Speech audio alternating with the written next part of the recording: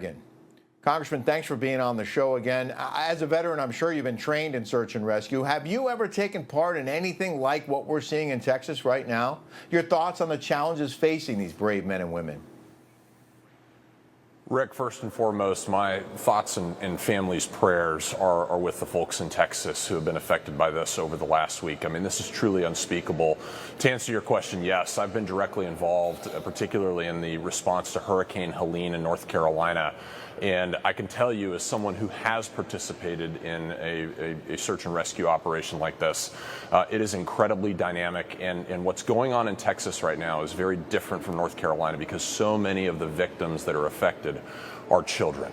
And that just is unbelievably heart-wrenching. It's a very difficult task for someone who's actually conducting the search for remains at this point. It takes a special individual to be able to do that. That's why so many combat veterans are stepping up and helping in Texas, which I'm just so proud to see. Well, Congressman, since you are in this very unique position, can you explain to our viewers why, in many cases, officials do have to turn away private individuals who come down trying to help out? Look, it all comes down to coordination and communication. What we had with Hurricane Helene in North Carolina is we had a governor that was asleep at the wheel and missing in action from a leadership perspective. And we also had a Democrat president up here in Joe Biden that did not properly respond and mobilize assets to Western North Carolina to deal with the destruction that happened there. That caused just hundreds and even thousands of civilians, a lot of military veterans, to step up in Western North Carolina. We actually created the largest civilian airlift in American history. We had a couple hundred fixed-wing aviators and about 96 private helicopter owners all come together and fill in where the government was not actually picking up the load. I can tell you that that is not the case here in Texas because we've got a proactive governor, we've got a proactive team led by Kristi Noem and Donald Trump. They are not allowing what happened in Western North Carolina to happen to Texas.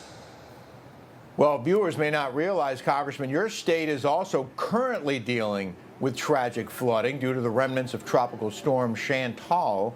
We know there's been some loss of life due to flooding in the Carolinas. What can you tell us about the rescue efforts ongoing in your state right now?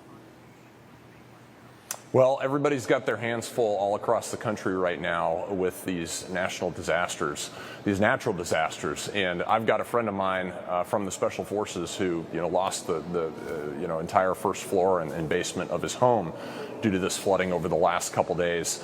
There's absolutely no question about it. That folks are working to pick up the pieces as quick as they possibly can. And the federal government is mobilizing and communicating with state and local governments to make sure that we don't have any gaps like we had in Western North Carolina last fall. Yeah, and it's just so heartbreaking, though, Congressman, for what's going on down in Texas. And those guys, you know firsthand how challenging that can be. Can you put yourself in their boots right now, what they're going through as they try to look for victims in that scenario?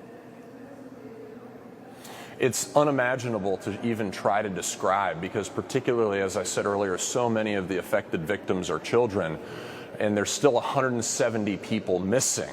A large number of those are likely to be children. You cannot describe how difficult it is to be doing search and rescue operations that really are moving to recovery operations at this point, have moved to that, and coming across a child who's departed this earth far, far, far too soon.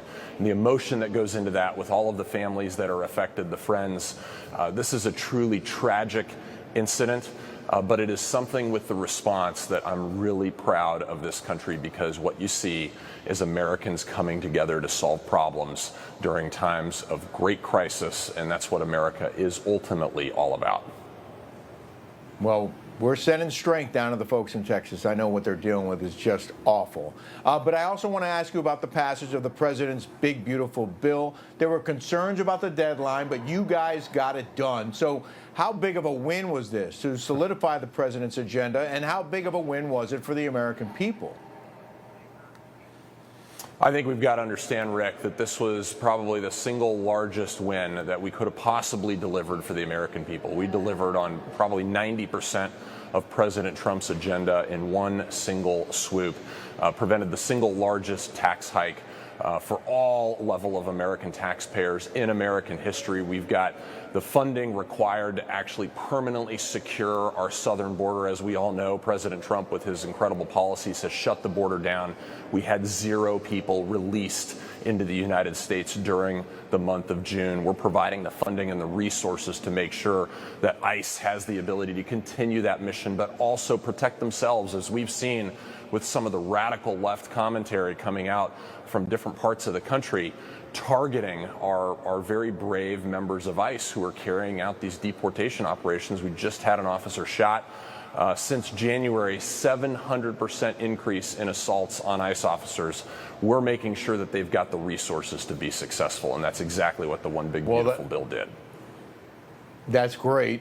We have more on that coming actually later in this show. The Senate did make some changes from the original bill that the House passed.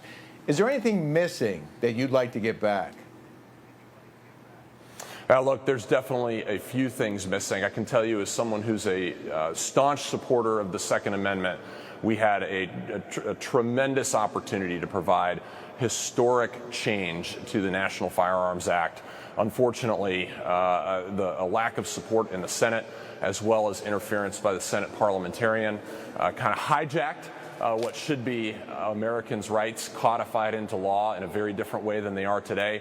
We still got some wins. You're not going to have to pay $200 for a suppressor anymore, but we should have gone farther, and I wish we could have. It would have been a delivery of what the American people really expected when it came to historic Second Amendment reform, but we got some. Good deal. Congressman Pat Harrigan, thanks so much for your service and for joining